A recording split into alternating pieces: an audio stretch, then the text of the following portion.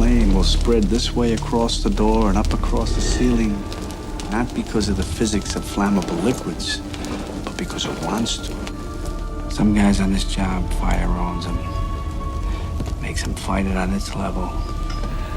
But the only way to truly kill it is to love it a little.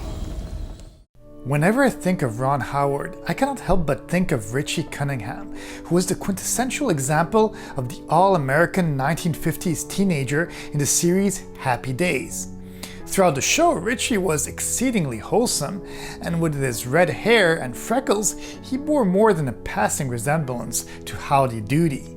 Many of the episodes revolved around Richie's attempts to pick up women, and there was little that the clean-cut teen would not do to land a date. If buying a new car or joining a local gang was what it took, Richie was ready and willing to give it a shot. And whenever he was feeling particularly lucky, especially when he spotted a prospective girlfriend.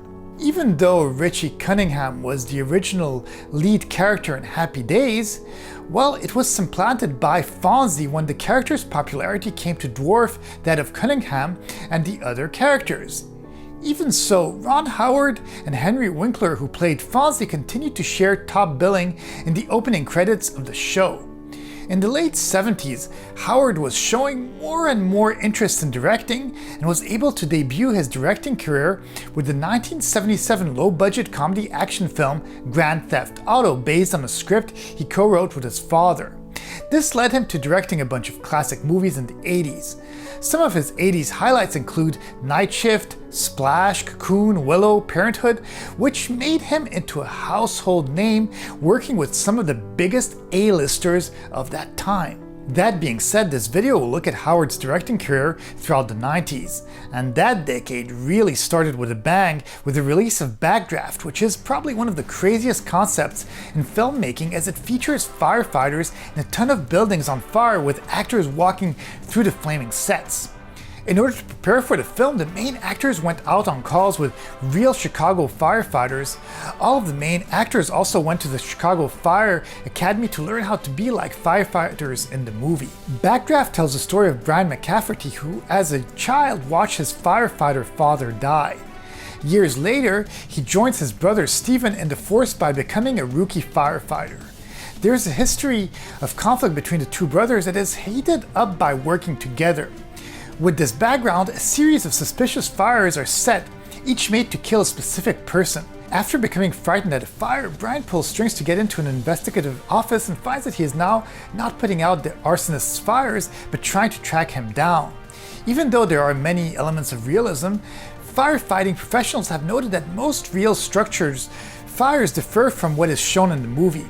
The reason that they had to alter the complete realism of the fires is because authentic fire portrayal would have made a very bad movie, because the fact is that in almost every fire, the smoke conditions completely obscure all vision. The total worldwide gross of the film was $152.4 million. The film received 3 Oscar nominations and also inspired a special effects attraction at Universal Studios Hollywood, which opened in 1992 and closed in 2010. A sequel, Backdraft 2, was released 28 years later on May 14, 2019, with Baldwin and Sutherland reprising their roles. In 1992, Ron Howard released the film Far and Away. Principal photography began in Montana on May 28, 1991. After several weeks of preparation, the cast and crew filmed the Oklahoma land rush scene on July 7, 1991. 800 riders and extras, 900 horses, mule oxen, and 200 wagons were used on a quarter-mile wide set. 9 cameras were used to film the action sequences. During the filming of the scene, 4 people broke bones and 1 horse died. Cruz's boxing match was filmed at the Billings Depot.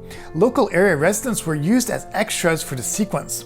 All this to create one of the most epic American Western romantic adventure dramas in the history of Hollywood. As for the film, it tells the story of Joseph Donnelly, a young Irishman facing property eviction after his father's death, and decides to take revenge on Daniel Christie, his landlord. In an attempt to kill Christie, however, he is injured and sentenced to a duel with Christie's arrogant manager, Stephen Chase. Meanwhile, Shannon, Daniel's daughter, is growing dissatisfied with the traditional views of her parents' generation and longs to be modern. She makes her plans to leave for the US, and with her help, Joseph is able to escape. Upon arriving in Boston, they find jobs and began saving money. Joseph becomes a local bare hands boxer while Shannon works in a chicken processing plant and then as a dancer at a social club. All goes well until Joseph loses a boxing match, after which their money is taken away. Joseph and Shannon are left to starve in the winter cold. Shannon's parents, still in Ireland, face a devastating loss and decide to come to America to be with her. Chase, who joined them, has begun a campaign to find her, but his efforts are unnecessary. Joseph brings Shannon to them after an accident and then heads west to work on the railroad.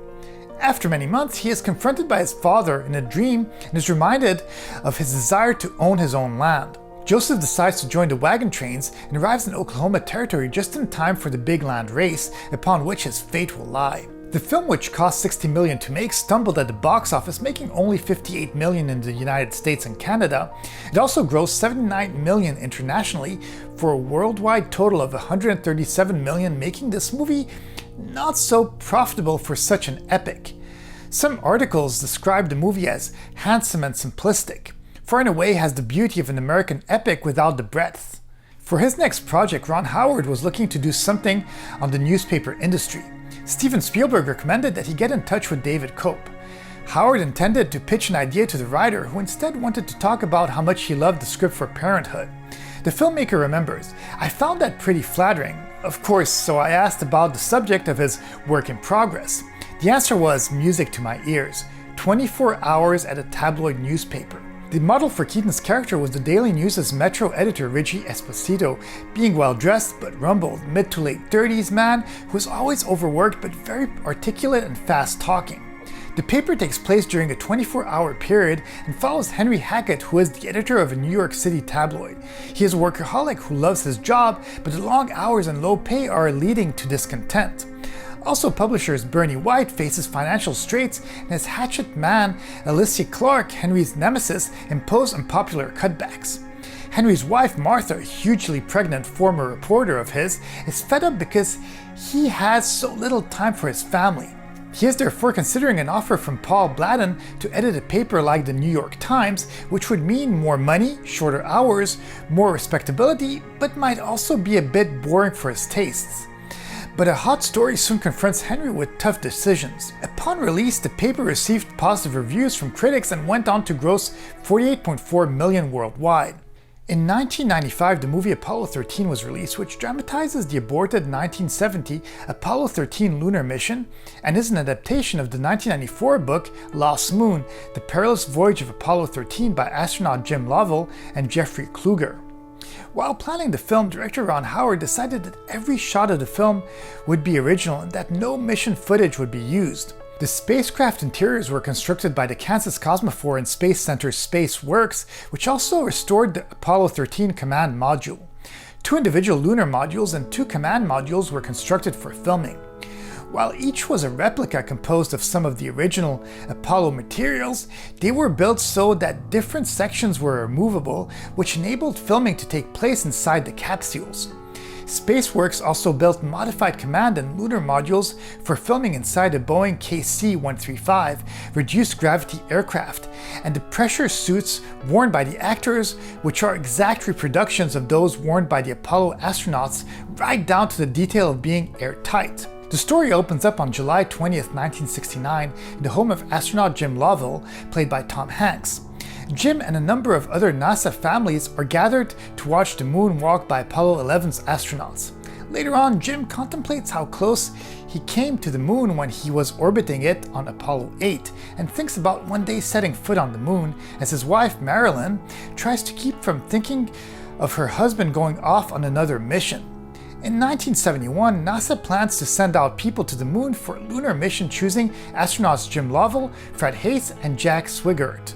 After a successful launch into outer space, a slight fault from inside the space module causes an explosion that turns the space exploration into a test for survival for the crew of Apollo 13. While Lovell, Haise, and Swigert try to survive in space, the workers at NASA are trying to figure out a way to get the astronauts home safely. This film was a box office success, bringing in $355 million worldwide, putting more faith into Ron Howard's work, which had made good movies in the early 90s but hadn't gone to making any breathtaking box office receipts in many years.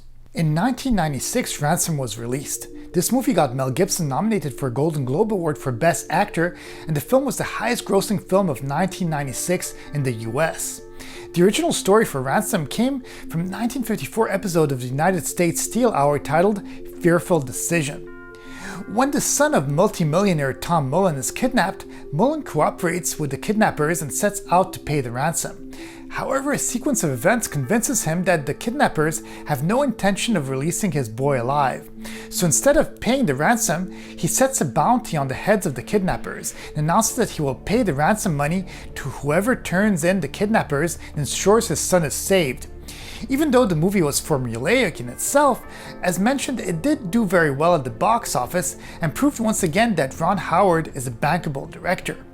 After a short directing hiatus, Howard released his final movie of that decade in 1999 with the film Et TV, which is a satirical comedy film and an adaptation of the popular Quebecois film Louis XIX, King of the Airwaves. Even though a different movie than The Truman Show, I almost feel like this movie was set to be released because of the simple fact that The Truman Show was such a popular movie just a year prior. And even though that one did good, Et TV was a totally different story as it was a box office flop, grossing only a little over $35 million compared to its $80 million production budget. In short, this film follows the story of a television network that specializes in reality format, who decides to have a program where they show the life of an ordinary guy 24/7.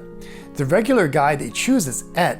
At first, things seem okay, but when he reveals that his brother Ray is cheating on his girlfriend, Shari, and he goes to see her, it is revealed to the whole world that he has been harboring feelings for her. While they try to see if they can have a relationship, the presence of the cameras make it difficult. When his contract is extended, Ed is not sure if he wants to keep on doing it, but the network president is holding him to his contract, resulting in Shari not wanting to stay in town and as a consequence, revealing family secrets to everyone. Even though Ron Howard didn't strike a home run with this last movie of the 90s, he still was considered a household name, which led to even bigger projects throughout the 2000s. After all, he did work with many of the biggest actors of the time and proved himself worthy of directing big blockbuster films time and time again, with one or two flops once in a while. But we'll forgive those, as even his worst projects are actually pretty darn high caliber films. This concludes the second part of my Ron Howard retrospective. Please be sure to subscribe and hit the like button. Leave me a comment too and let me know which one of his projects you loved the most. Have a great day, and I'll see you guys in the next video.